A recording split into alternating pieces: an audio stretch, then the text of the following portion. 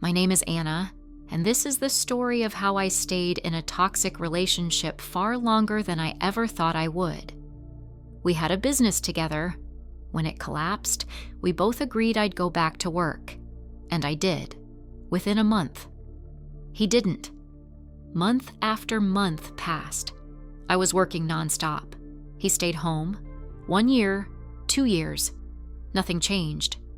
I tried to be understanding, supportive. I even turned to all the advice books.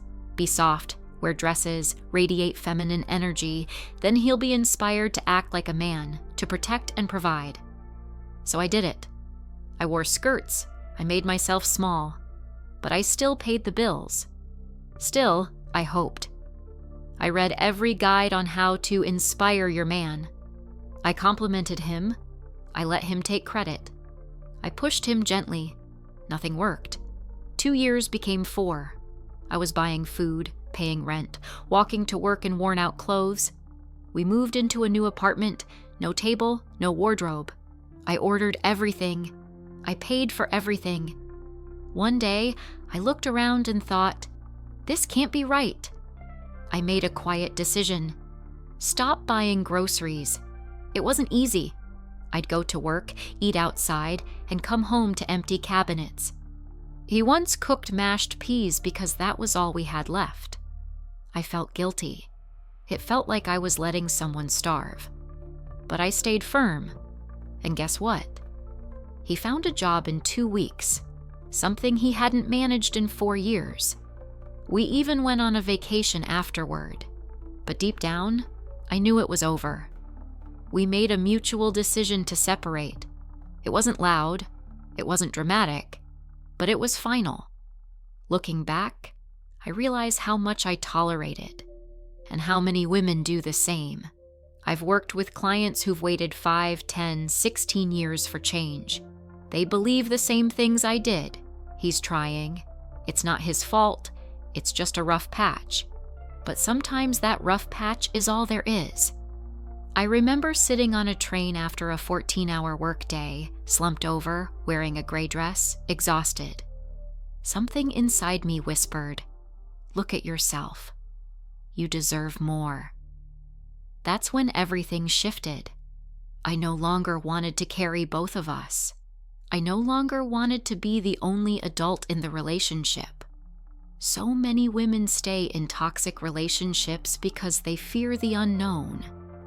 Better the pain you understand than the freedom that feels terrifying. They fear being alone. They fear judgment.